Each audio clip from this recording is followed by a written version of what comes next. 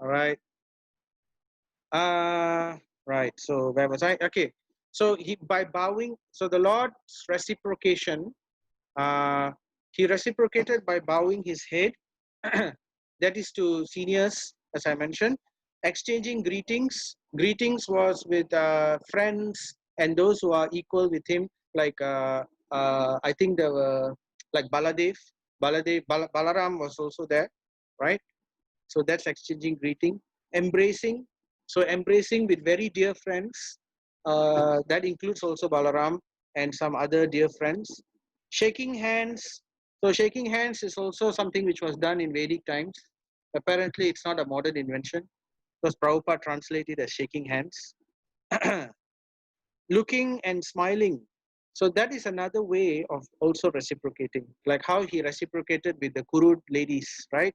The Kuru ladies, when the ladies were all giving him, gossiping amongst themselves, glorifying the Lord simply looked and smiled. The same way he reciprocated with Kunti Devi's prayers as well. So for most people, just by the glance of the Lord and by smiling, by the smile of the Lord, which is called prahasan, Sundara prahasan, that is sufficient for them to satisfy their entire mind and beings. And then to some people, he gives assurances. So, like, yes, I will come to your house. Yes, definitely, I will come and have prasad in your place. So, in this way, he gave assurances, awarding benedictions. So, these are done to the poor, not wouldn't say poor, the Shudras and also the Chandalas, to the lower members of the society. For them, he awarded benedictions, giving gifts and promising charity and things like that. So these are the 1, 2, 3, 4, 5, 6, 7 ways of reciprocation. Bodily. So you can see the first one, and basically the first one is bodily. Second one is words. Third is body. Fourth is body. Fifth is also by it's by mind and words. This is just looking and smiling, and giving assurances, awarding benedictions. These were by activities. So Prabhupada says, as pure living entities, all are the separated parts and parcels of the Lord, and thus no one is alien by his eternal relation. So every jiva, whether it's exalted jiva like Brahma, or even down to the Indra Gopa worm, to the lowest worm, or even to the lowest living creature, everyone, every jiva has a right to reciprocate with the Lord. So this is the jiva's right. So it's not at all discriminated by caste or even position or even knowledge or even beauty or whatever. None of these things. So therefore, it's described that devotion or reciprocation with the Lord has no barrier. Such pure living entities are graded differently in terms of contamination of the modes of material nature. But the Lord is equally affectionate to all his parts and parcels, despite material gradation. So some living entities, when they come to the material world, they are bound by the three modes, Sattva, Raja, and Tama, right? So these three modes bind people differently. Like if you study astrology, you will find that there are 27 nakshatras, isn't it? So for each 27 nakshatras, there are three modes given to each nakshatra. Like some nakshatra is goodness, goodness, goodness. Some nakshatra is passion, goodness, ignorance. Some are passion, passion, goodness. Some are ignorance, goodness, passion, like that. So, like imagine it like your braid. Like ladies, they sometimes braid their hair. So usually they will take three not strands, three ropes of hair, and they intertwine it, right?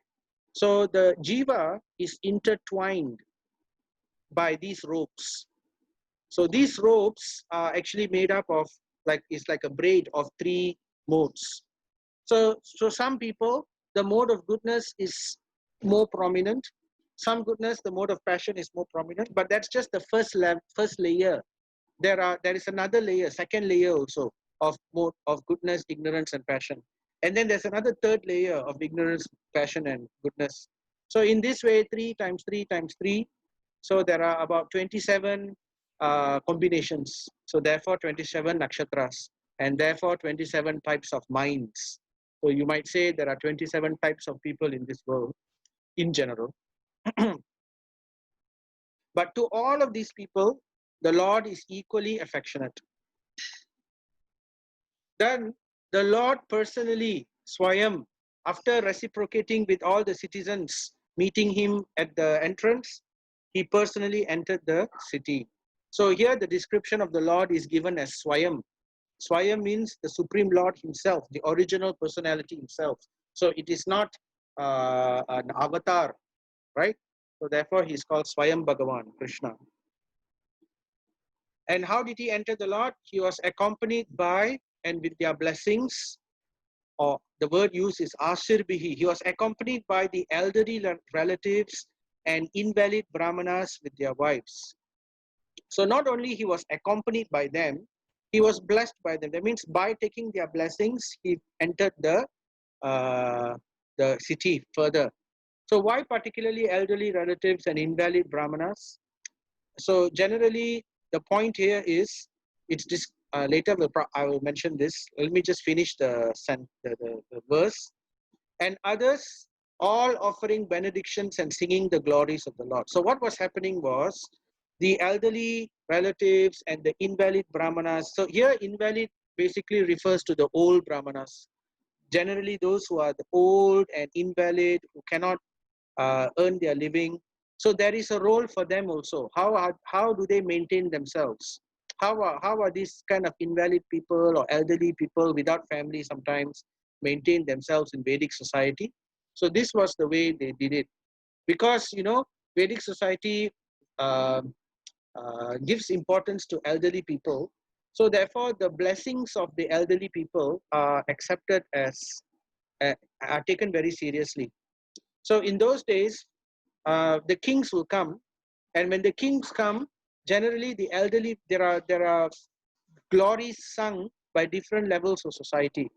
So the elderly brahmanas and the invalid brahmanas also sing the glories. They give their blessings to the king. So in this way, the king becomes pleased with them, and then they are maintained also. They get some charity. So Prabhupada describes the brahmanas in society were never attentive to banking money for future retired life. So that's Brahmana. Brahmana means they don't think about money. They are they don't worry about their future. They don't worry about how, what will happen to me when I grow old, who's going to maintain me when I grow old. So generally there is a system, right? When they were old invalids, they used to approach with their wives the assembly of the kings. And simply by praising the glorious deeds performed by the kings, they would be provided with all necessities of life. So that's the way Vedic society used to work.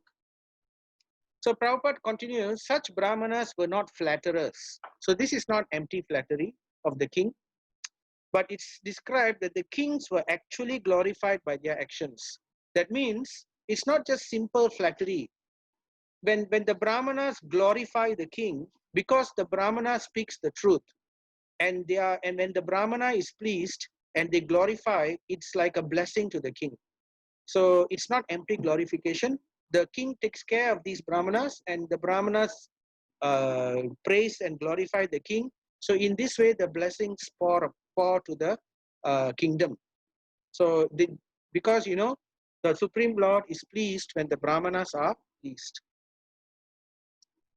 So, and they were sincerely still more encouraged in pious ways by such brahmanas in a dignified way. So sometimes even kings, when the kings were not so perfect, but when such brahmanas, the old brahmanas, the elderly brahmanas encouraged the kings in this way, oh, you are so truthful, even if the king wasn't so truthful, but by saying it this way, the king is encouraged to become more pious in a dignified way. He's not put down, but this kind of it's like subtle psychology. Imagine continuously in public, they are glorified this way. So the king also feels a slight pressure to maintain that kind of dignity. So therefore, it's all directed towards a pious society. So basically, these are descriptions of Vedic society, which we are seeing here in this chapter. So to continue, when Lord Krishna passed over the public roads, what happened? So what we have done here is we have covered Krishna's arrival, his reception, opulence of Dwaraka and the welcoming festival, reciprocation between the citizens of the Lord, and here we saw the citizens' enthusiasm, the Lord's reciprocation. You can leave because there at least internet. They have to buy. Sorry. All attractive Krishna. So now we are going to see how wonderfully attractive Krishna is, and how the citizens saw Krishna, how they viewed Krishna in that way. So as the Lord was walking over the public roads, what happened? All the Dwarakaya Kulastriya. So again, all the Kulastriya, the respectable ladies, that means the ladies from respectable families, the Kulastriya of Dwaraka, all of them went up to the roofs of their palaces just to have a look, tat ikshana, just to have a look at the Lord. So this is similar to how it was in Hastinapur. In Hastinapur, when the Lord was leaving Hastinapur to go to Dwaraka, we saw the same type of description given also. So it's interesting that in Srimad Bhagavatam, twice these kind of descriptions are given, both when the Lord was leaving Hastinapur and also when the Lord came to Dwaraka. So this is again cultured society, right? So and to continue, they considered this to be the greatest festival, Mahotsava. So all these ladies, they considered this to be the greatest festival, the arrival of the Lord. So Prabhupada mentions a little about the Vedic culture for ladies. The ladies did not mix with the crowd on the street, and thus their respectability was perfectly observed. There was no artificial equality with the man. Female respectability is preserved more elegantly by keeping the woman separate from the man. The sexes should not mix unrestrictedly. So this is the best way ladies' dignity is maintained and kept, where they do not have to have association with the opposite sex unnecessarily. So, but that is ideal Vedic standards and how it was. So it's also important for us to know, although this is Kali Yuga and these kind of situations are not so easy to simulate in modern world, but nevertheless, we should understand that these are the standards. One should not be swayed or carried away by modern propaganda. However, one needs to do what's necessary, like make the best out of the bad bargain. But sometimes people get carried away with the propaganda and they go around championing this kind of situations, and sometimes they take it too far, up to the point where it becomes rather ridiculous. So what needs to be understood is that these are the standards, and this is also the culture of the spiritual world. So as we mature in our spiritual life, we have to understand that the culture of the spiritual world, we have to imbibe it in this life so that we can also move on to the next life seamlessly, right? So this is part of sadachar, or known as etiquette. So the transcendental form of the Lord installed in a temple is not different from the Lord personally. So Prabhupada digresses a little bit.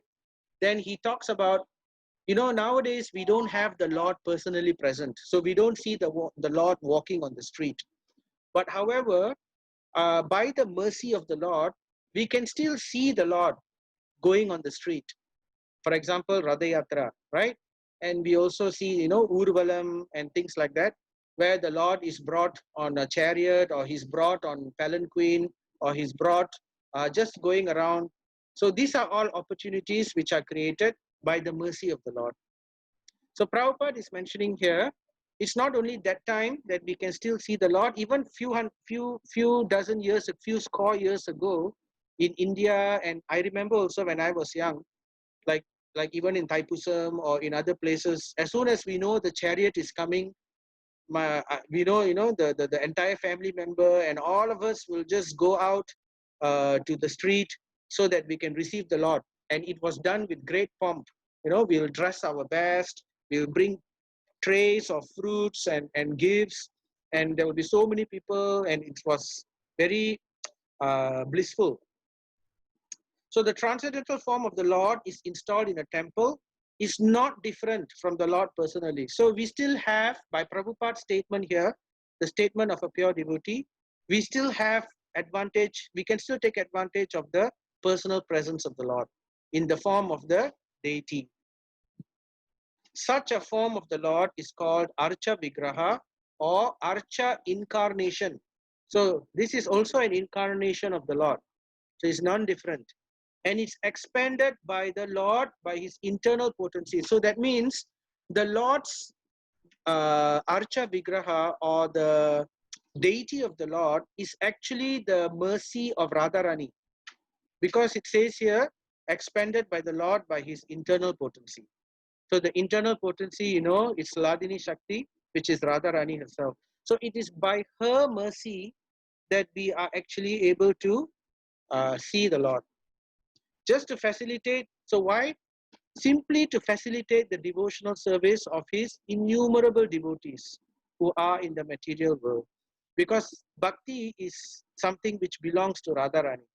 So by her mercy, to enable the other people in this world to also participate in bhakti, so therefore by her mercy, the Supreme Lord descends as a Archa Vigraha. The material senses cannot, so here I'm putting a picture of Dwarakadish. This is the deity of the Lord in Dwaraka temple. One of the four important temples, north, south, east, west. North is Badrik Kashram. We have, forgot, and then the east is Jagannath. South is Sri Rangam, where we have the Lord lying, reclining, right? And then on the west, we have Gujarat. So that's where we have Dwarakadish. So the material senses cannot perceive the spiritual nature of the Lord. So we may argue, we have material senses, our mundane eyes, our mundane ears. We cannot perceive the spiritual nature of the Lord because he's invisible. He is only visible by his mercy. So therefore, the Lord accepts the Archa Vigraha. So just for our fallen condition, he accepts the Archa Vigraha, which is made out of material elements like earth, wood, and stone, so that we can see the Lord, right? But we should not think that the Lord is made of matter, because the Lord is Achyuta. He is infallible, and he is Achintya. He is inconceivable.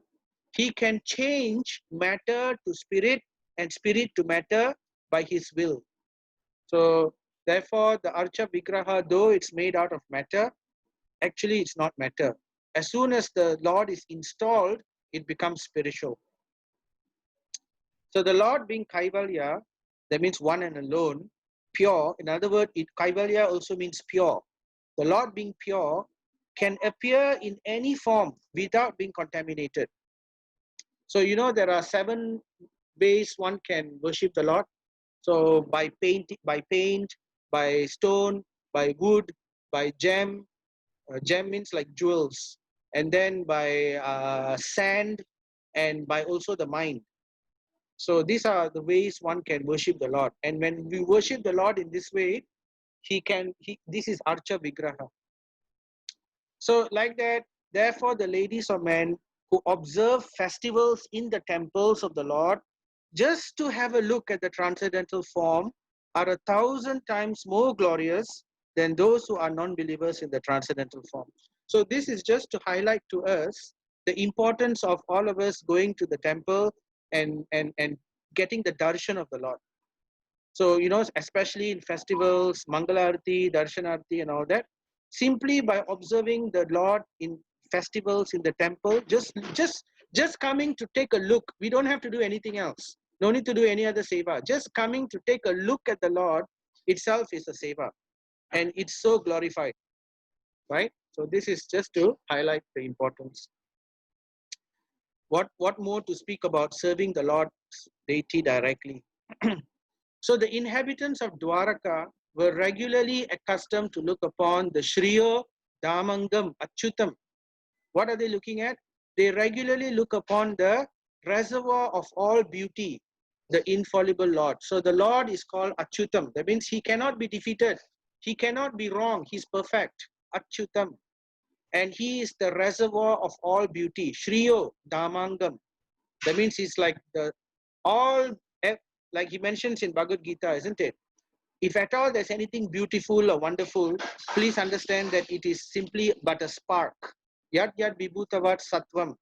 Tat tat urjita, tat urjita evaham. Something like that.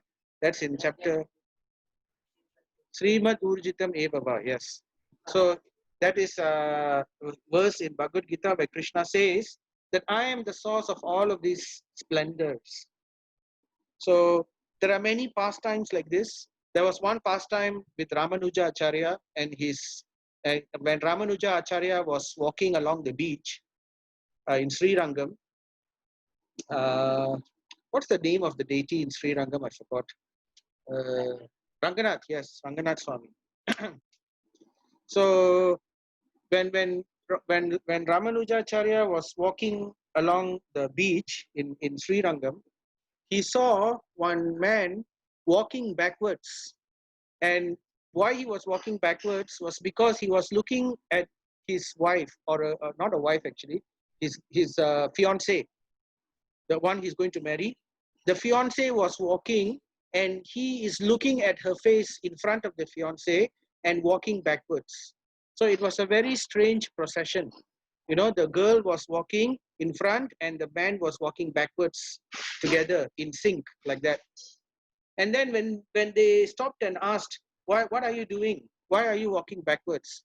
And then the man said, I cannot even for a while stop looking at the eyes of my fiancée, because the eyes of my fiancée is so beautiful that it's attracting my mind. I cannot for a while also look away.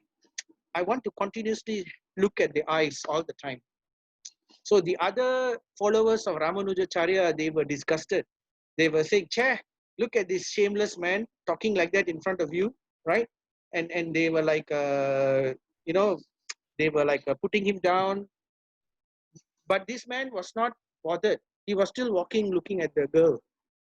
But Ramanuja Acharya, he took pity of this man, and he told this man, if I ask you to come, and if I can show you eyes which are even more beautiful than this girl, will you agree to come?"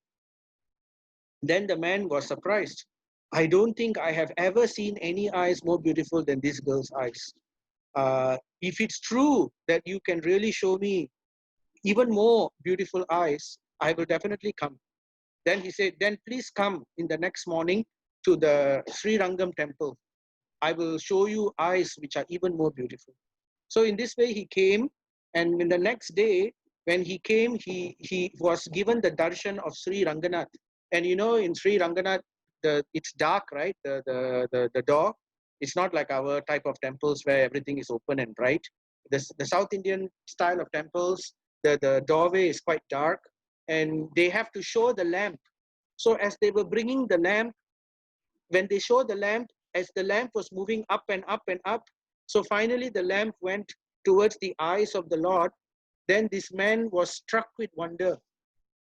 So he was struck with wonder, and he was mesmerized by the extreme beauty of the eyes of Ranganath.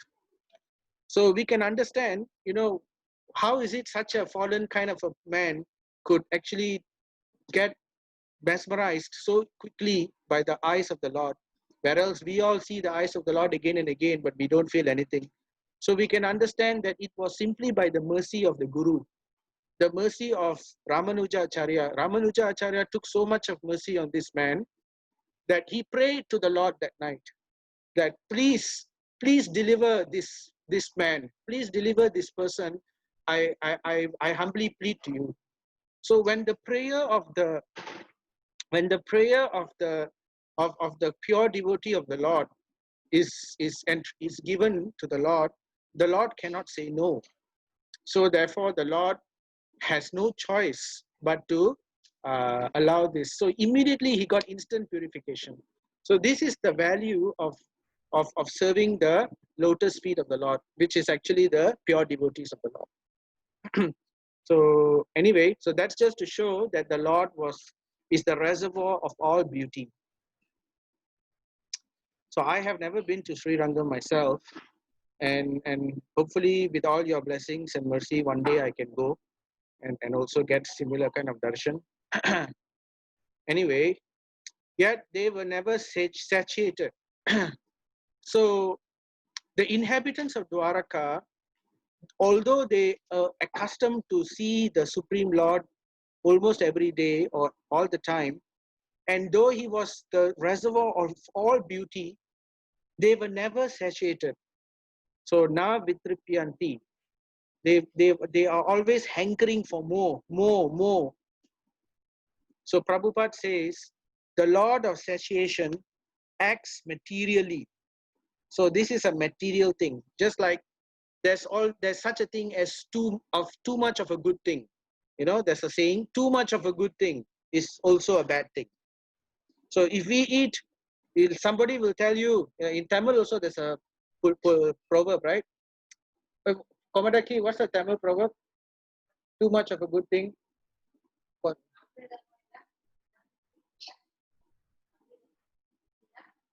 Amrudama minjina nanjama maruma. Something like that. Yeah, so anyway, so that is a material thing. If we eat too much of sweets, we okay, let's say even the healthiest thing, we like kira, all right, we eat bayam. Eat bayam, spinach every day.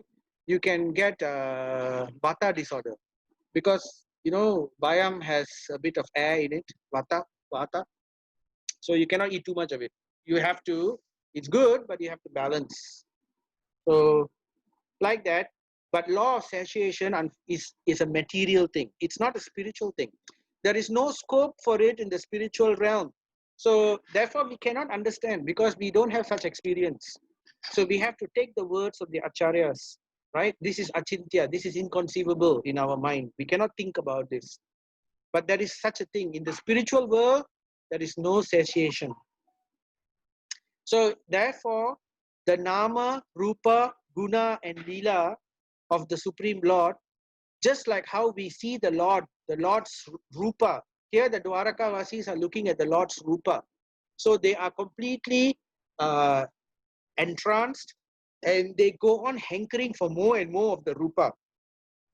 So in a similar way, when the Lord is not present, when the Lord is not there, then they worship the Lord in his other aspects or in the same rupa in the form of a deity. So this was how Mahaprabhu satisfied Vishnupriya. So if you remember, Vishnupriya had to be alone. Mahaprabhu took sannyas when Vishnupriya was 16 years old, and up to the age of 96 she lived, and that many years she was without the presence of Mahaprabhu. So one would wonder, how did she maintain her life? What kind of torture? So Mahaprabhu actually gave her the form of the Lord. Dameshwar Mahaprabhu, right? Is in Koladvip in Navadvip island, in Navadvip village, town. And Rupa. At the same time, Mahaprabhu also gave the name of the Lord, right? The chanting of the Hare Krishna. So Nama, and remembering the pastimes, Leela, and remembering the beautiful reciprocation and nature of the Supreme Lord, the Guna. So in this way, constantly, we can also develop the same satisfaction, the same hankering of the Lord as we hear more and more and more. Just like how sugar candy or sugarcane juice acts for a jaundiced person. So then The verse here, the next verse, Shriyo Nivaso Yashoran Pana Patra Mukam Drisham Bahavo Loka Palanam Sharanganam Padambujam. So what it means here, the Lord's chest is the abode of the goddess of fortune. So the continuation of the verse is given. Here we are basically describing the beauty of the Lord. How the Lord is the reservoir of all beauty. It was given in the previous verse. So now in this verse, it's going in more detail. They are describing the four parts of the Lord, the four body parts of the Lord. The Lord's chest, which is the abode of the goddess of fortune. So here I'm showing you a picture of Parthasarathi Perumal. This Perumal is in South India, is in Chennai.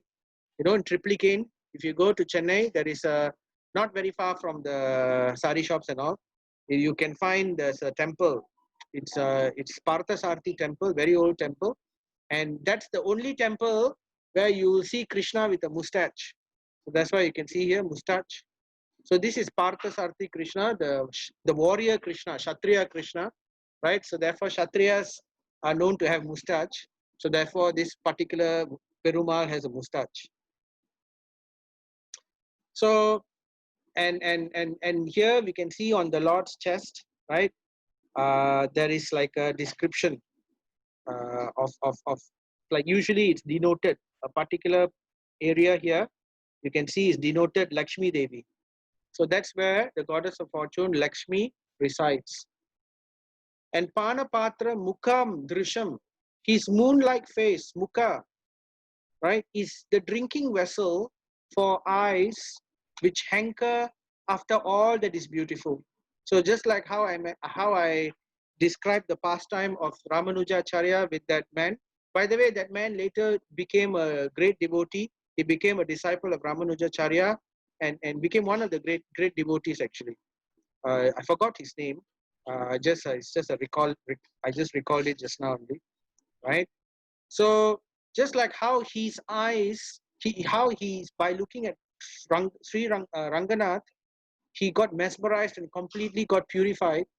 So therefore, his moon-like face is the drinking vessel for the eyes, which hanker after all that is beautiful. So if we are attracted to beauty, if we are disturbed by beauty, if our eyes cannot be controlled by beauty, then we should repose that eyes. We should practice by looking at the deity. So that's why, you know, Prabhupada mentioned once that if we have disturbances with not able to concentrate our mind because of disturbances of, you know, for the men is described that the senses are difficult to control compared to the ladies.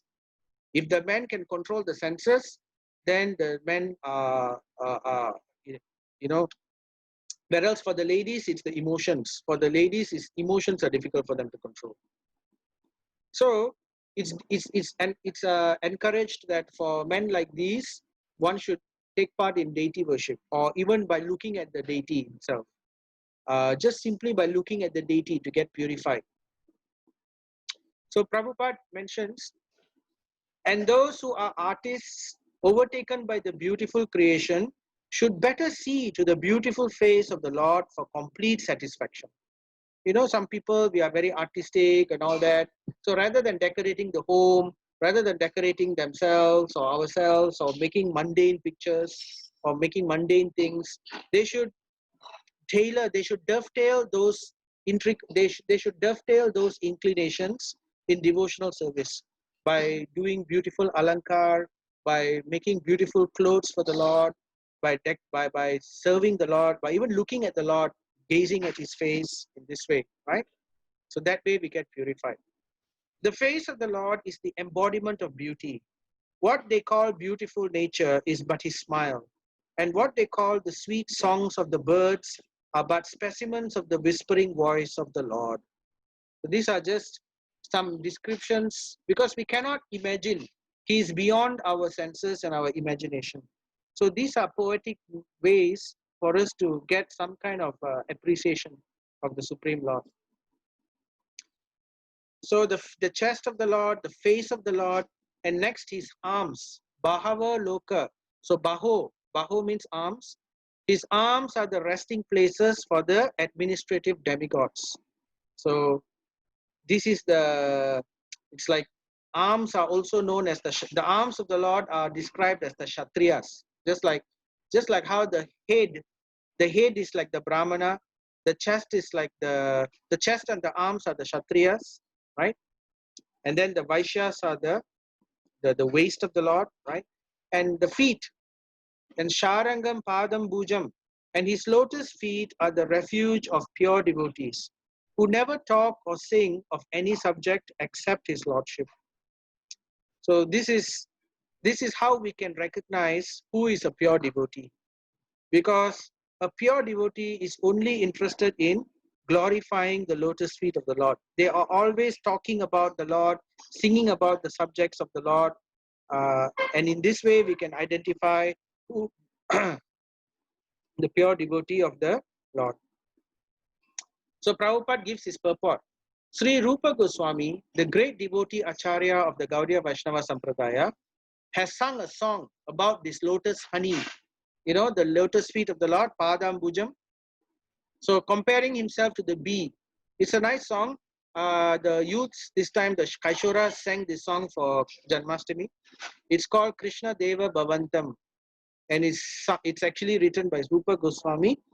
And it's a very beautiful description about how Rupa Goswami is saying, let the bee of my mind always be attracted to the honey of the lotus feet of the Lord. So that's the chorus, right? Krishna Deva Bhavantam Vande Manamanasa Madhukaram Arpaya Nija Pada Pankaja Makarande, right? So that is the description. Oh my Lord Krishna, I beg to offer my prayers unto you. My mind is like the bee, and it is after some honey. Kindly therefore give my bee-like mind a place at your lotus feet, which are the resources for all transcendental honey. O Supreme Eternal, please therefore let my mind be fixed at your lotus feet, so that eternally I may be able to relish the taste of your transcendental service. So this is how pure devotees like Rupa Goswami pray. So this sets the standard. So we are all followers of Rupa Goswami, Rupa Nugas. So in this way, we should try to, these are nice prayers which we can pray when we go to take darshan of the Lord. So it's not just gazing at the Lord, it's also giving nice prayers, vandanam. So Prabhupada mentions in his purport, the devotees are satisfied with being placed at the lotus feet of the Lord and have no ambition to see his all beautiful face or aspire for the protection of the strong arms of the Lord. So it's a very interesting purport here, right? Because in last week's class, I mentioned that the Lord sometimes takes it's like a father, right? He's like our supreme father, and the children of the father sometimes like to ask the father, "Oh Father, please give me this, please give me that, please help me here, please help me that."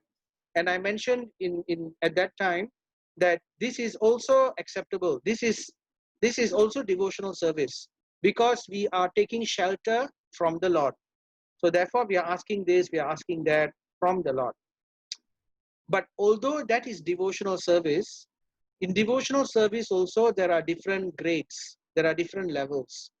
So the highest level of devotional service, like how the gopis are, right, is described in this particular statement. The devotees are simply satisfied with being placed at the lotus feet of the Lord. That means they are simply satisfied with doing some service, or even by chanting his name, or even by looking at the Lord. That just that is satisfying for them. They don't want anything else. They don't want they don't ask for benedictions. They just, like you can see, Prahlad Maharaj also prays like this. So many other devotees also pray like this, all the great devotees. So this is what we should aspire towards, right?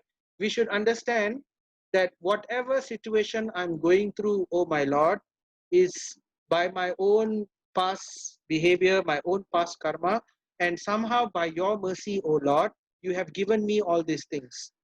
So, and I am, even if a difficulty comes, I am learning to see this as your benediction, as your blessing. Somehow you're trying to purify me. Somehow you're trying to bring me back. Somehow you're trying to teach me a particular lesson. So in this way, we should understand and be satisfied with what is given to us or allotted to us, right? And aspire only for the uh, devotional service of the Lord. So this is the higher level. So we should keep this in our mind, even though we may not be aspiring for this now, we may not be like this sometimes, but we should keep this in our mind all the time, so that one day, by our desire and by the mercy of the devotees, we can also develop this kind of mentality. So then, as the Lord passed along the roads of Dwaraka, public road of Dwaraka, his head was protected. So here there are more descriptions. So uh, Bhagavatam, particularly this chapter, is filled with descriptions of the beauty. It's not only stories, it's not only etiquette, it's not only mood, it's also descriptions, right? So Nama, Rupa, Guna, Leela. So all of these things are found in the Srimad Bhagavatam. So here we are finding the Rupa of the Lord. So as the Lord passed along, his head was protected from the sunshine by white umbrella. So Sita Atapatra, white umbrella. And white feathered fans moved in semicircles, and showers of flowers fell upon the road. His yellow garments and garlands of flowers made it appear as if a dark cloud was surrounded simultaneously by sun, moon, lightning, and rainbows.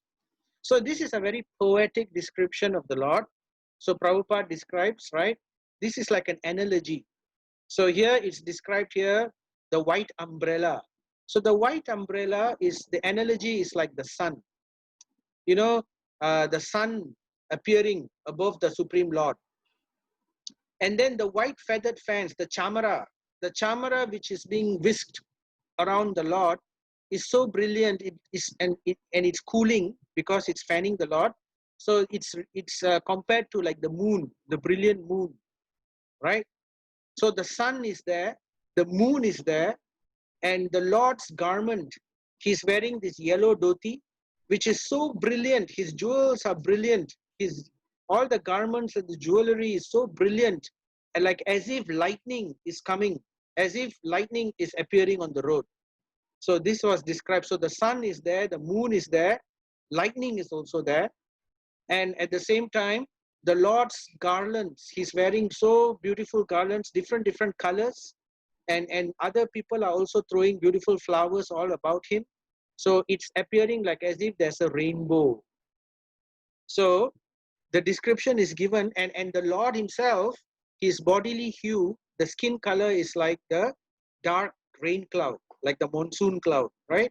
Gano yatarka dupa chapa vaidyutae. So that means his color, he's like the monsoon rain cloud. So here there is a verse describing his color. So therefore, in material world, we do not find simul, and at the same time, also it's mentioned uh, the stars. Stars are also there. So stars are like the uh, what are like the stars? The stars are like the jewels, I think. Yeah, the jewels. The jewels are the stars. So in material world, we seldom find rain when the sun and the moon appearing together, right? Here we have the sun, the moon. Very rarely, sometimes you can see the sun and the moon, but the moon is sometimes eclipsed by the brilliance of the sun. And at the same time, we don't see the rainbow. At the same time, also we don't see stars. Maybe sometimes we see the Dhruva, the one star, which the pole star. But other times when the sun is shining, we cannot see the star. So here we have the sun, the moon, the stars, the lightning, and the rainbow all appearing together. So to the Dwaraka Vasis, it was like an amazing spectacle. It's like that's how they actually viewed it. And even this is a mundane description. It's simply a poetic way to describe, because the words are simply a mundane description of the reality.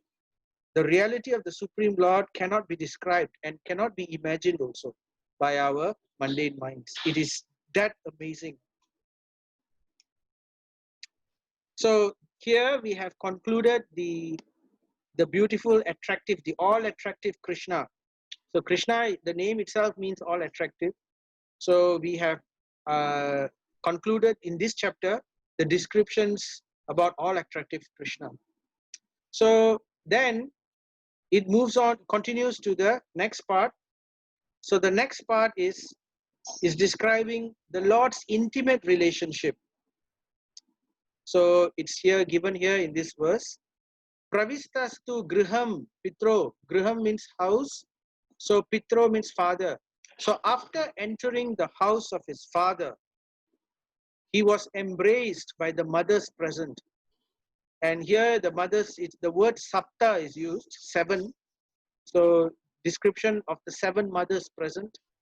And the Lord offered his obeisances unto them by placing his head at their feet. The mothers were headed by Devaki. So as you know, this is Dwaraka. So Dwaraka, the mothers are Devaki. And there are also other mothers. Who are these other mothers? So all these other mothers we will describe. So we are now talking about the Lord's intimate reciprocation. So earlier we were describing the Lord's public reciprocation, right? The citizens' enthusiasm and all that. So here it's with the intimate devotees. Namely, here we are talking with the mothers. The father entering the father's house, and also how the mothers were reciprocating. So tah putram ankam aropya sneha snuta payodaraha. So you see the word payodara. Payodara is also in BM, right? Payodara means basically the breast of the ladies when they want to give milk to the children, right? Harsa vihvalitatmana sisichur netrajair jalai. So what this verse is a very beautiful verse. The mothers, after embracing their son, set him on their laps. Due to pure affection, milk moistened their breasts. They were overwhelmed with delight. So here, due to affection, milk moistened their breasts. Sneha snuta. So sneha means due to affection. Due to intense affection, their breasts were moistened with milk. And harsha. Harsha is extreme delight. Vivalitat manaha. So mana, their minds were overwhelmed with extreme delight. And the tears, sisichur netra, so from the eyes, droplets of water, jalai, jala is water, and the tears from their eyes wetted the Lord. So these were the affection of the transcendental mothers of the Supreme Personality of Godhead. Now earlier I mentioned 7 mothers. So basically, you know, Prabhupada mentions in his purport, we have 7 mothers in this world. So who are the 7 mothers, Janavi? Faster, loudly. I said loudly. Come here. Come here. Okay. Mother, loudly. Mother Earth, our own mother, nurse, a Brahmana's wife. Brahmana's wife, yes. A king's wife. A queen, yes. A queen, yeah. Okay. And move. Cow. The cow and the earth.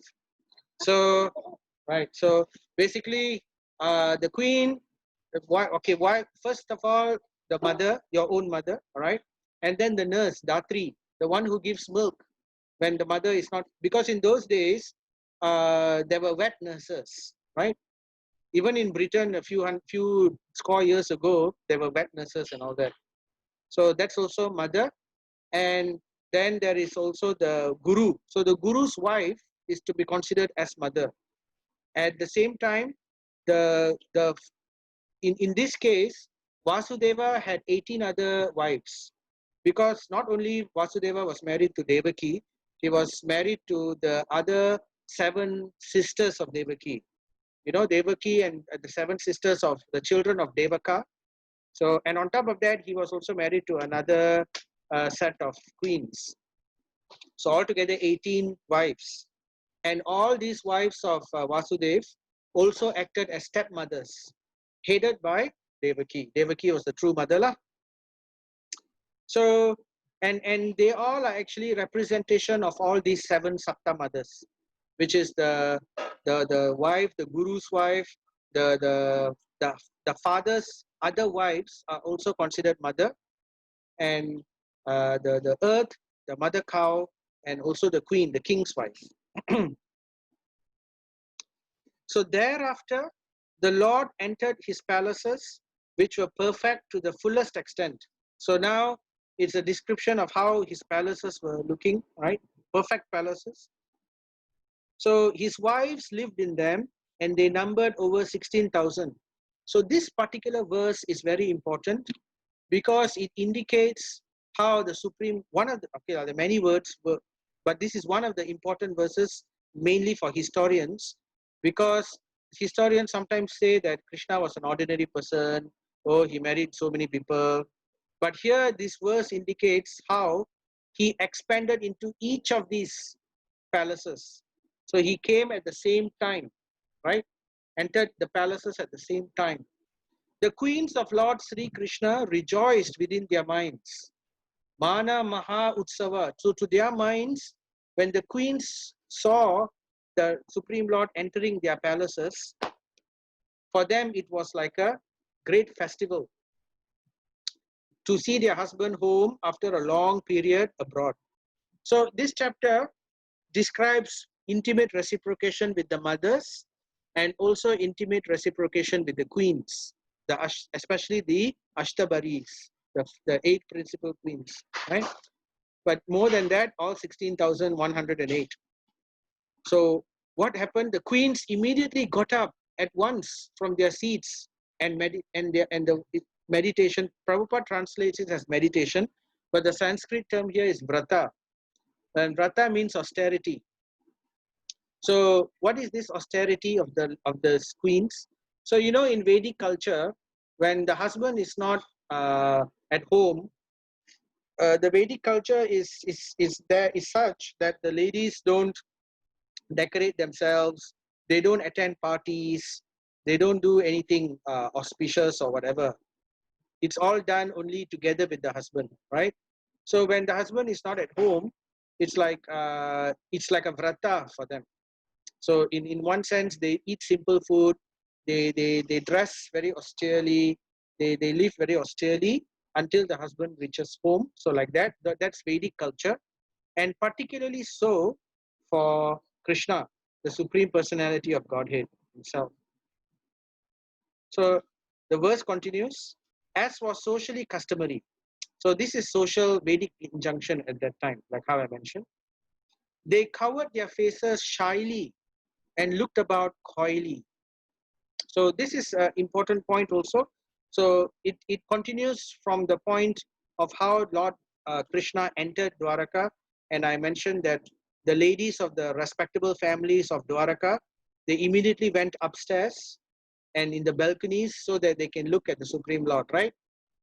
And in here it's continued that the ladies are shy. If these are the own wives, you know, the own wives of Krishna, they are looking at Krishna shyly and coyly.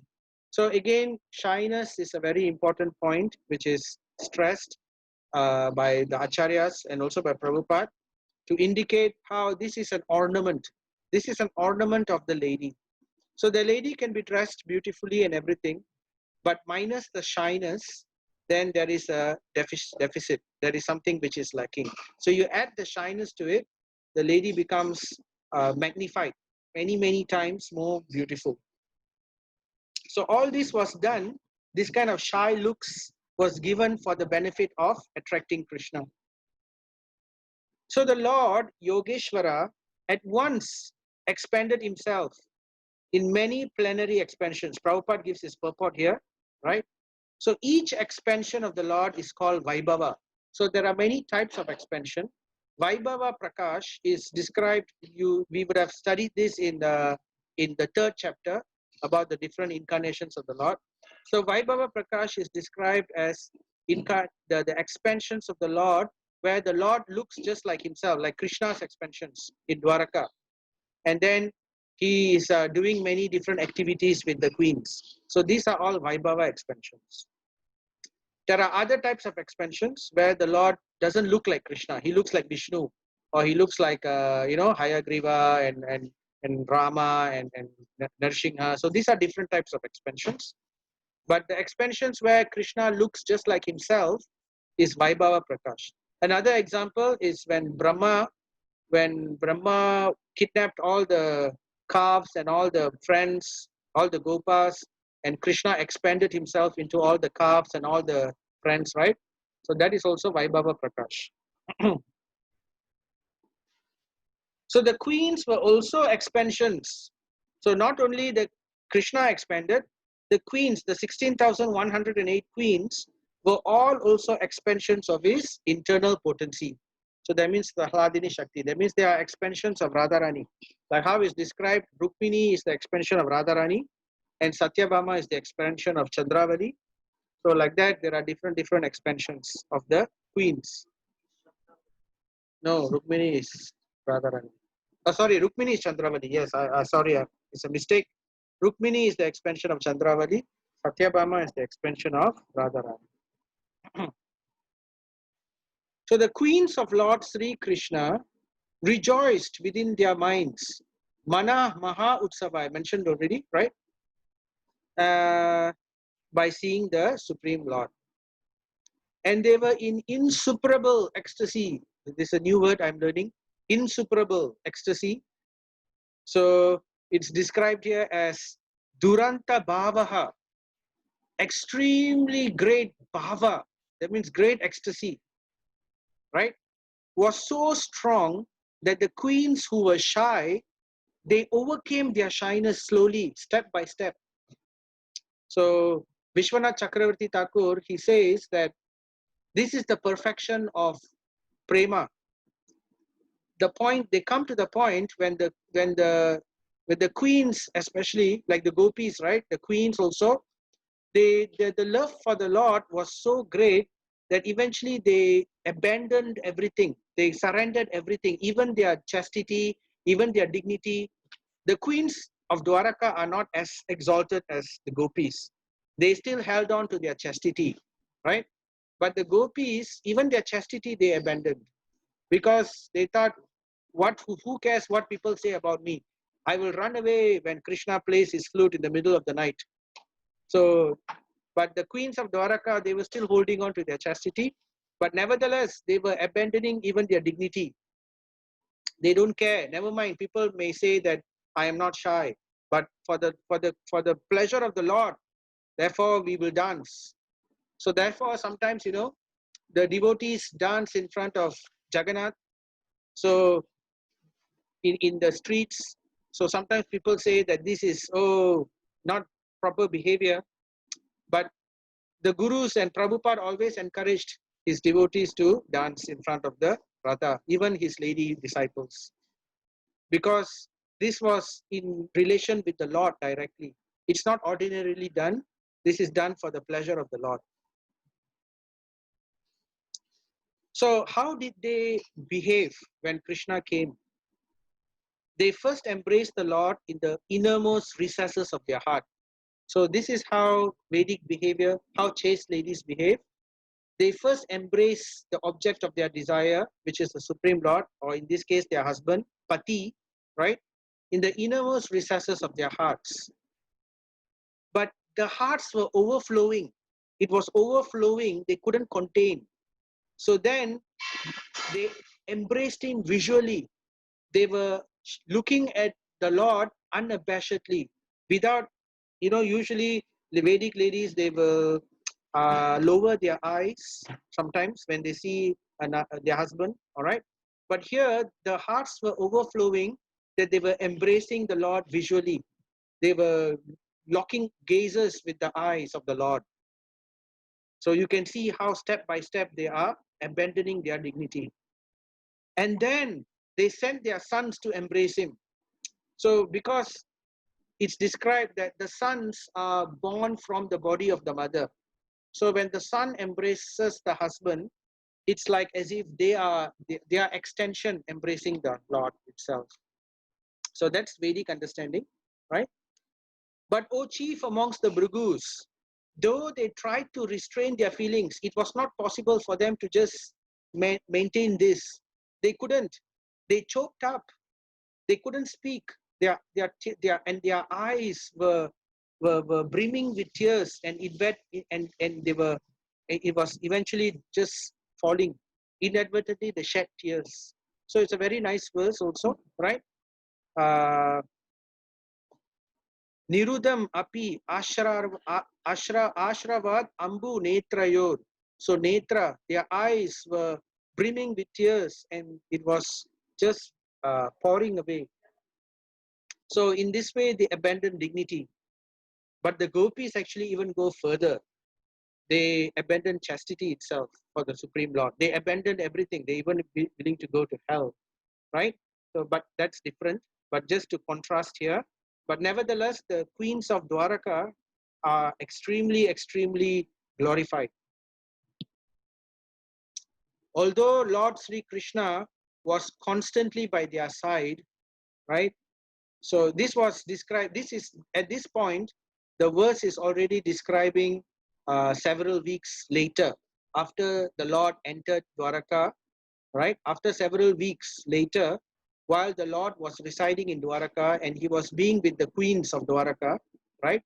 Although the Lord Krishna was constantly by their side, Parshvagato, Rahogata. Parshvagato means constantly, Rahogato means exclusively alone. So we can understand this is the Lord's Achintya. He is his potency, where he has expanded himself to 16,108 forms. And each of these forms, he has entered 16,108 palaces where the queens are there, and he's spending his pastimes with them. That means he's exclusively alone with each and every one of them. Tatapi, tatapi means but, just like in BM, right? Tatapi tasyangri yugam navam navam.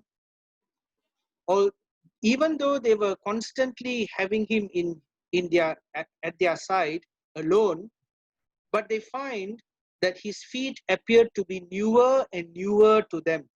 They couldn't get enough of him. They couldn't just get enough of his look, gazing at his lotus feet. His lotus feet looked like as if they were newer and newer and fresher, ever expanding, ever increasing in sweetness. Right? Pade, pade. Again and again, they were looking, right?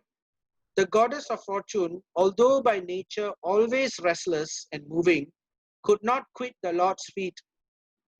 So this is the nature of the Lord's feet. It's so beautiful and so attractive that Lakshmi Devi, who is known as Chanchala, she doesn't stay in one place at one time, right? She's always moving, restless, but she could never abandon the lotus feet of the Lord. So what woman can be detached from those feet, having once taken shelter of them? So this is the beautiful description of the Lord's lotus feet, Pada Ambujam. So Lord Prabhupada gives his purport here. The living beings are by constitution feminine by nature. So we are all jivas, and the jiva is prakriti.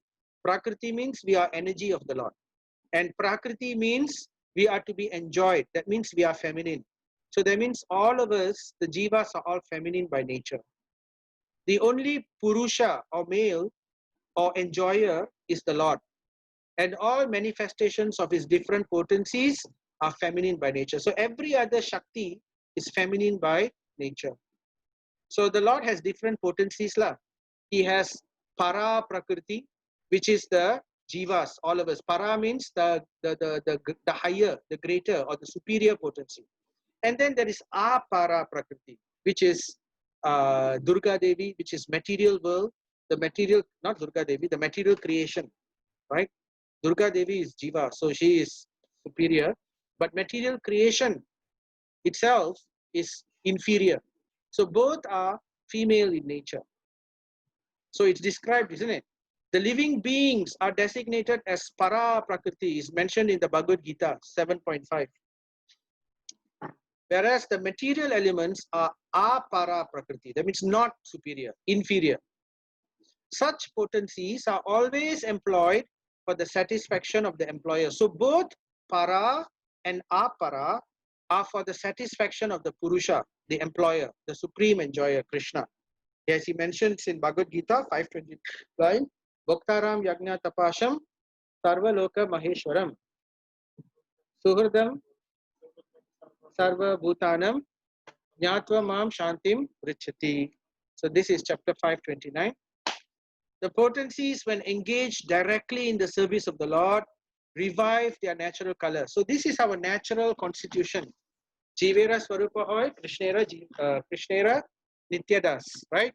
So that means when the energy, Prakriti, is engaged in the service of the Purusha, the Lord of the Prakriti, then this is a natural engagement where the natural revivement of the color and everything is.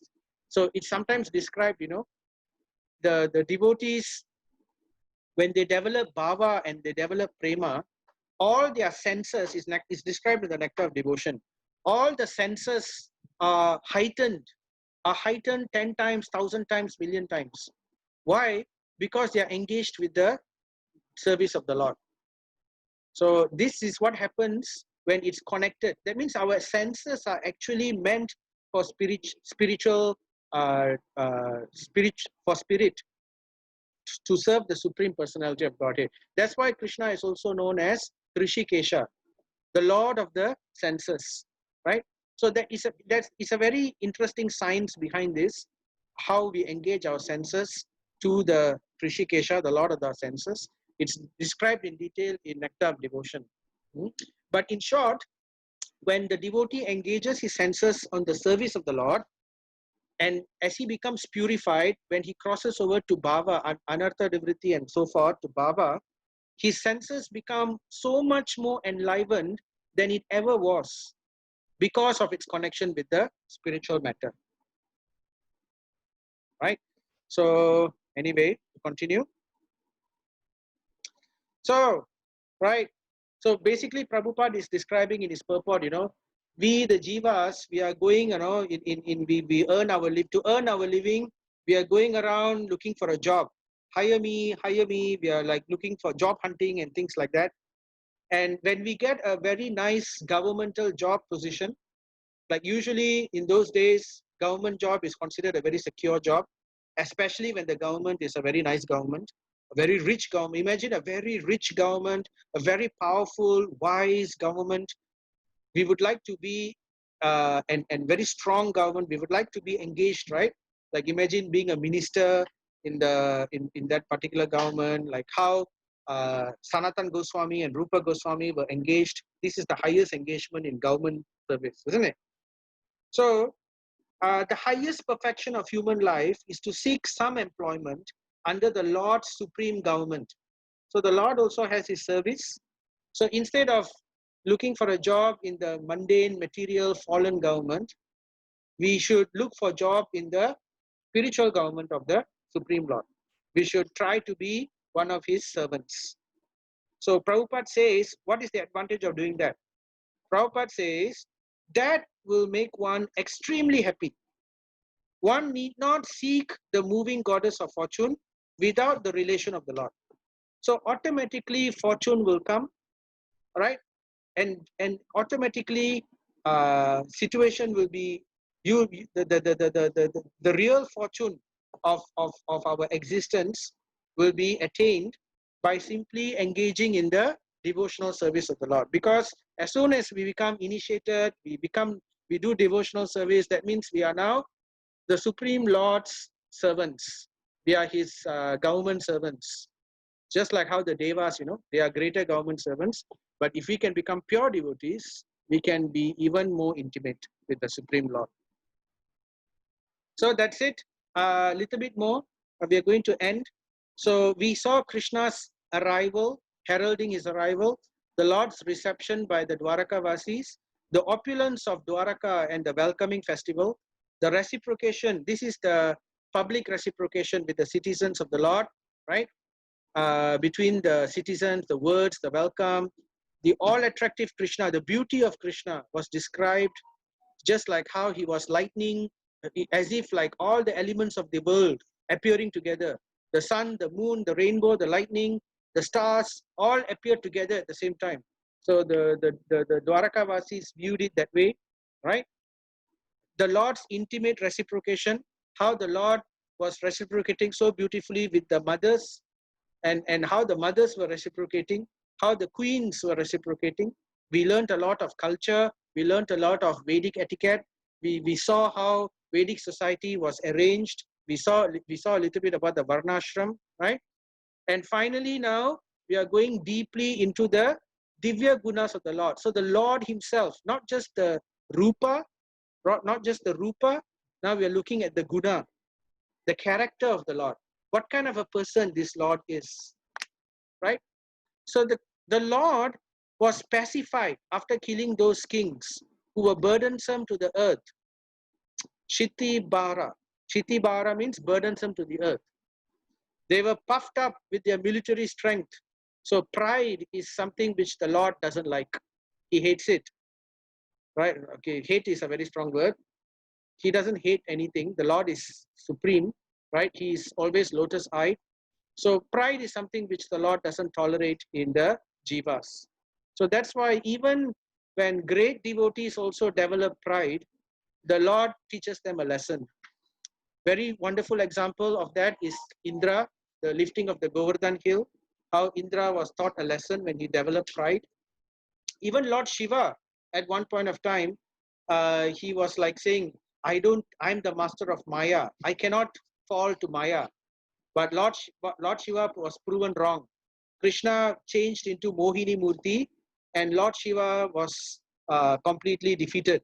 He could not control himself. Mohini Murti was so bedazzling, right? So pride comes before the fall, like how my Guru Maharaj always likes to say. So it's very important. Therefore, the condition for chanting Hare Krishna is humility, the opposite of pride, right? So it's very interesting, right? Pride, envy, these are all things which the Lord does not tolerate, even in a little least. So because the kings of the earth were so proud, the Kurus, some of the Duryodhana and all the demons, Kamsa, Jarasandha, and Kalayavana, so many of these kinds of people, right? So the Lord wanted to kill them so that the earth is not burdened. So this is another way we can understand that even the earth doesn't like proud people. The earth doesn't tolerate pride, right? So therefore, it becomes a burden on her. So what did the Lord do? He himself was not a party in the fight. So Nira Yuddhaha. Yuddha means fight. Nir A Yuddhaha. So he was detached. So this particular verse describes the Lord's detachment. And we will see further also the Lord's detachment, transcendental. This is the sixth Bhagavan. You know, Bhagavan, six opulence. So this is the sixth opulence of detachment. So the Lord doesn't have to be part of anything. He can just, you know, decide something. And even before deciding something also, his energies will work towards attaining what he likes. So he simply created hostility between the powerful administrators, and they fought amongst themselves. So he didn't even have to fight. He made his promise, what? I will not lift any weapon, right? So he didn't have to fight. He simply acted in such a way. He created hostility between the different kingdoms, and they all killed themselves. So the Lord, so the description is given just like a bamboo. So you can see here bamboo. You know, bamboo, when they rub against each other in the dry weather, when the wind blows, then the friction between the two material creates sparks. And this sparks is blown by the wind. And when it lands on dry leaves, it starts erupting into fire. So this is how forest fires are created. So Vidyaya Vairam, Swasano, Ushano, that's like fire. Yattanalam, Analam, heat. So he was like the wind which causes friction between bamboos and so sparks of fire. So in this way, the entire demonic dynasties were killed. The fire in the forest takes place automatically by the force of the air. And similarly, the hostility between different groups of politicians takes place by the unseen design of the Lord. Now, why I'm mentioning this is because Prabhupada says the same thing is continuing now. We can see this continuing in our current life.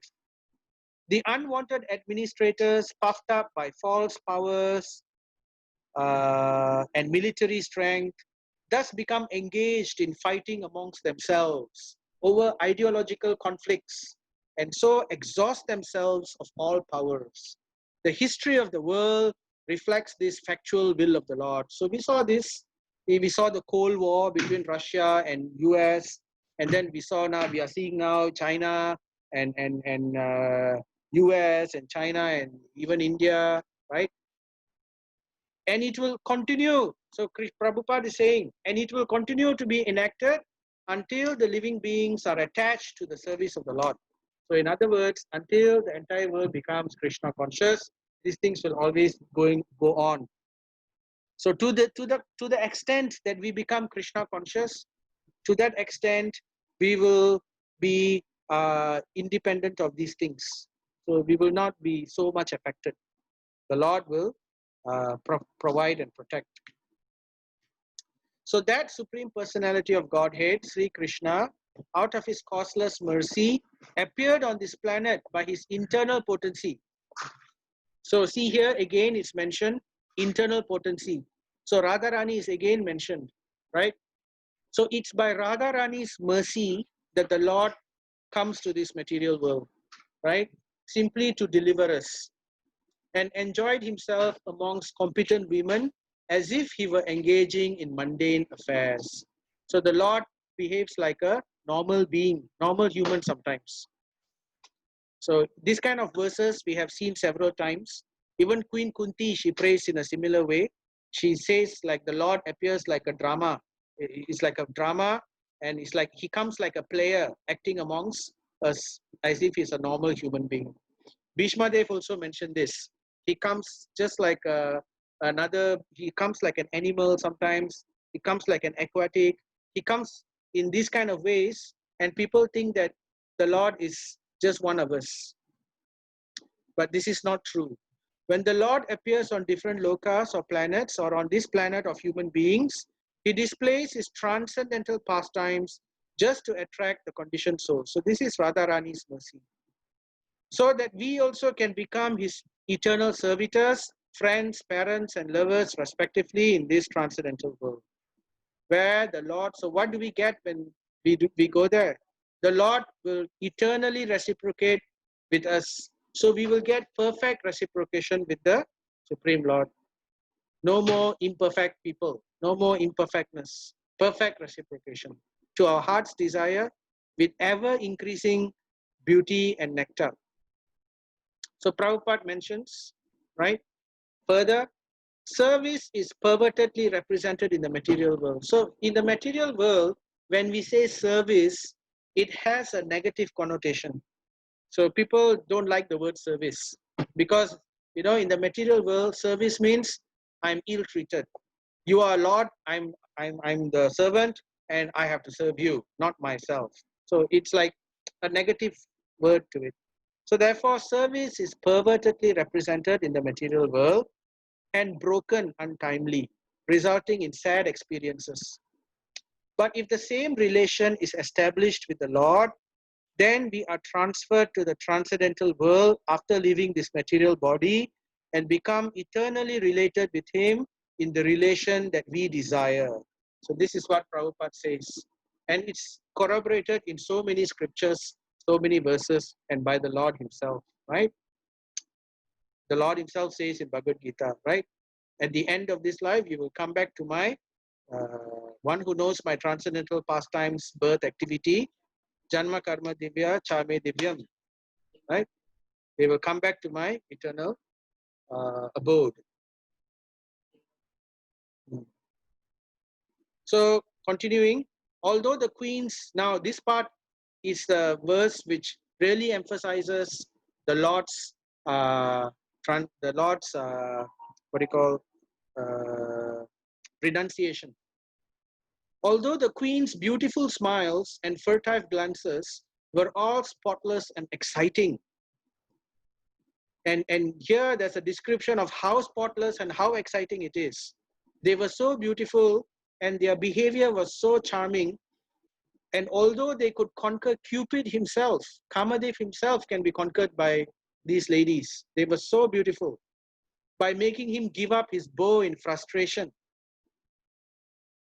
And although even the tolerant Shiva could fall victim to them, right? Because the word used for Cupid can also mean Lord Shiva, the particular Sanskrit word used. So therefore, Prabhupada also says even Lord Shiva could fall victim to them, because these women were transcendental from the spiritual world. Still, despite all their magical feats and attractions, actually the word magical feats are used in Sanskrit. They are magical feats, like, sometimes ladies are very, the magical charming ability of the lady to charm the man. So this is, I mean, not in the black magic kind of magic. It's like by using their beauty. They are just like how Radharani charms Krishna by giving him sidelong glances. So these sidelong glances is like shyness, is another one of the tricks of the lady. So it attracts the Lord very much when Radharani does this. So the queens are all expert in all of this. They know all the tricks of the trade to attract the Lord. And still, despite all their magical feats and attractions, they could not agitate the senses of the Lord. And Prabhupada says, therefore the queens could not satisfy the Lord by their feminine attractiveness, because the Lord is transcendental. He's Achyuta. His senses are not material. But they satisfied him by their sincere affection and service. So, Prabhupada mentions in his purport, sex makes the world go around. The entire world rotates around sex pleasure. And because it's sense gratification, right? Sense gratification, the chief among sense gratification is sexual pleasure. And you can see that a lot, people want to sell sunglasses. They put a sexy man or a woman next to the sunglasses. You want to sell, sometimes you want to sell piano, you put a beautiful woman next to a piano. My goodness. So one might think, what's the connection between the two? So like that, it has gone to such a situation where, because people know, the materialistic people, they know that the sex is very important. They want to capture an elephant also. They use the sexual thing. They put a female elephant. They make the female elephant go and call the male elephant, and then the female elephant will avoid the trap, whereas the male elephant in his blindness will come and fall on the trap and get trapped and domesticated. So like that, this is how the world works, unfortunately. The whole universe is moving, being agitated by Cupid's arrow. Mundane lust. Cupid therefore is referred to as mundane lust. Here I'm putting a picture of Cupid. Cupid is described in the Vedas as riding on a parrot. This is a parrot, and the parrot is all the feminine charms, and he shoots these arrows of lust.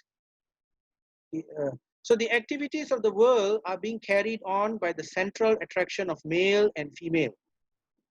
So that is how the population is brought forth, because otherwise nobody would be interested in having children, isn't it? The bother, if people knew about the bother and the trouble of having children, how to, the bringing them up, years of dedication, sleepless nights, all your money gone to the child. So nobody would want to have children. So therefore, to develop this, to give an incentive, therefore, they develop this. The children are brought forth in this manner, through sexual attraction. So male is searching after a mate to his liking, and the female is looking after a suitable male. So that is the way of material stimulus, Prabhupada's purport. So the common materialistic conditioned souls, manyate, that the Lord, manyate means they speculate. They speculate that the Lord is one of them. But before that, what does it mean by this?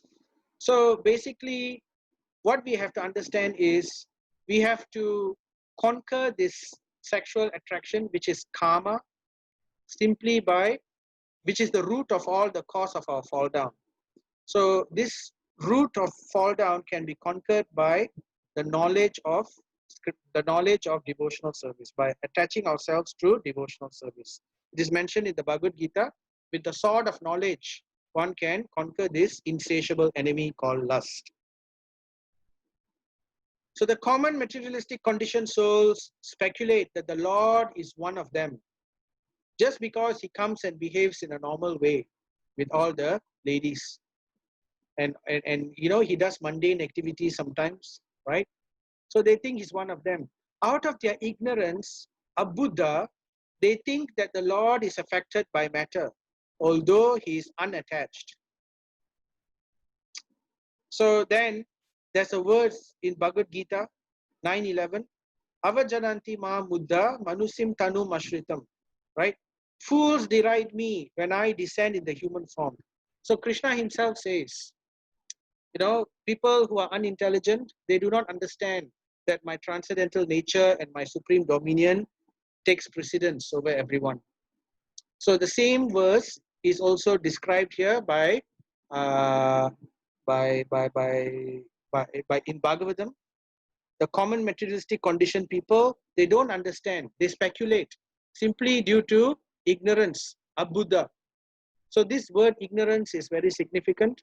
So it indicates that transcendental knowledge is the only way that one can actually develop this kind of, one has to begin with transcendental knowledge. Then one can follow the footsteps of the acharyas. But the Lord associated also with demons. So, you know, we may ask this question, you know, but the Lord associated with demons and had pastimes in the material world. So he must have associated with matter, with material matter, gunas. Because we say the Lord is transcendental and he comes to this material world. So he's playing with the material world. So surely he must have associated with matter, right? Well, the answer is wrong. No, he doesn't associate with matter.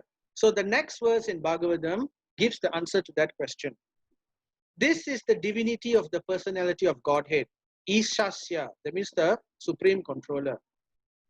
What is that divinity? The divinity is, he is not affected by the qualities of material nature, even if he interacts with them, even though he is in contact with them.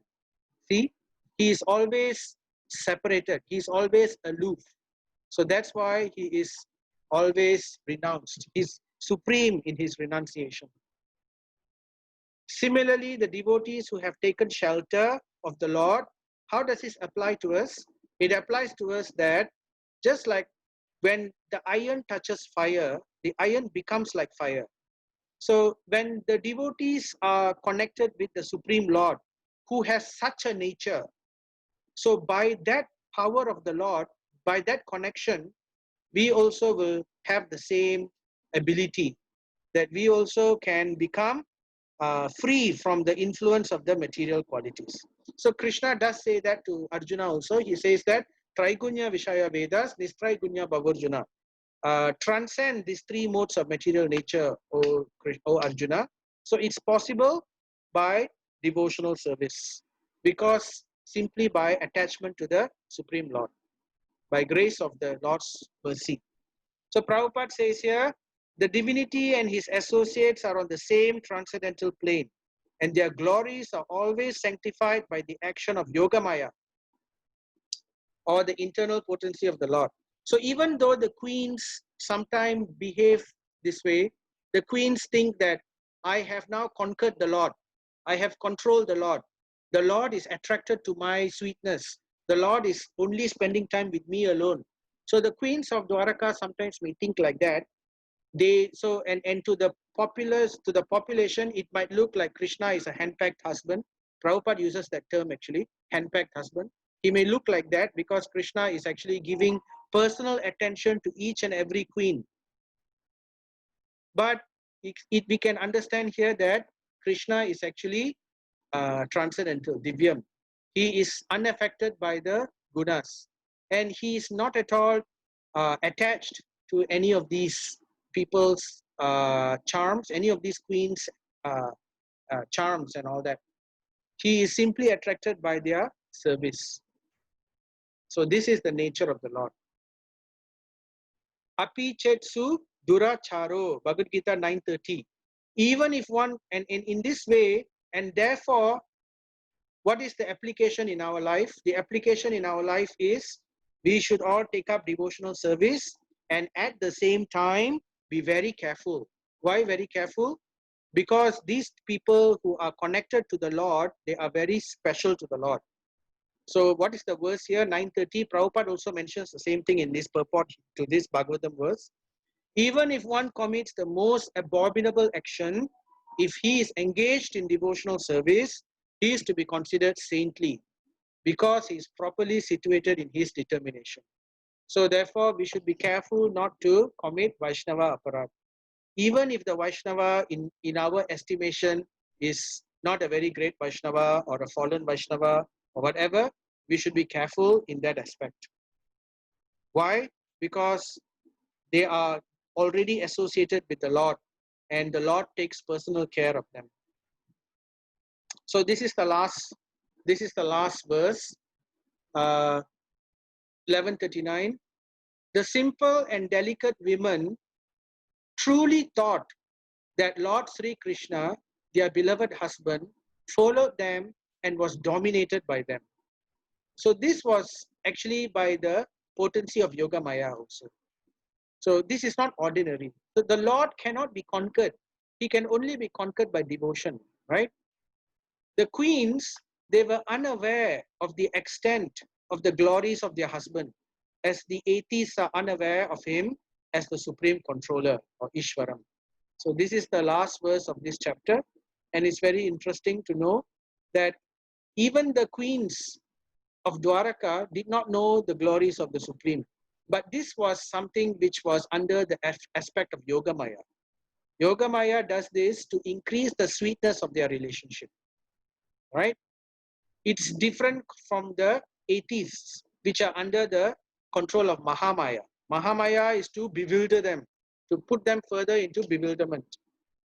So Prabhupada gives the purport here. The wives of Lord Krishna were made to forget the immeasurable glories of the Lord by the internal potency. So internal potency refers to Yoga Maya, so that there might not be any flaw of exchange, so that the exchange between them is sweet. Because they don't want Aishwarya involved inside. They want Muni Madhurya, because this is Madhurya Ras, so limited Aishwarya exchange. In other words, even the personal associates of the Lord do not know him perfectly well. So what do the thesis writers of mental speculators know about the transcendental glories of the Lord? Right? So only by the mercy of the Lord, only by the mercy of the devotees we can understand. So Prabhupada gives his purport: when the Lord descends, he does so along with his entourage to display a complete picture of the transcendental world. So it's like a preview. Why the Lord comes? The Lord comes by the mercy of Radharani, simply so that he will, the mercy aspect of the Lord is Radharani. So therefore it's by the mercy of Radharani. Because the Lord descends due to his internal potency. It is his mercy potency. And by his mercy, he comes down. And what he does when he comes down? He wants to give us all a preview of what is to come if we can only follow this beautiful process the Lord is indicating. By devotional service, we can all go back to Godhead, and in that way we can associate with the Lord beautifully, with perfect reciprocation, no flaw in the reciprocation. Where pure love and devotion for the Lord prevail without any mundane tinge of lording it over the creation of the Lord. So this is the key. The key here is we have to transfer our selfish mentality, our selfish consciousness of wanting to enjoy, to 180-degree turn to wanting to give enjoyment to the Lord. So instead of enjoying our senses, transfer that consciousness to give enjoyment to the senses of the Lord. So once we achieve this, instantly we are liberated and transcendental. So finally, this is the last slide. The Lord can be known by the mercy of the Lord only. Prabhupada gives this final purport here, and I think this is a very, very important purport. The Lord can be known by the mercy of the Lord only, and by no other means. So what does that mean? That means the mercy, we have to think deeply about what the mercy of the Lord means. So I won't tell you all this, I won't mention these things. We can think about it. What does the mercy of the Lord mean? Right? And another time we can discuss.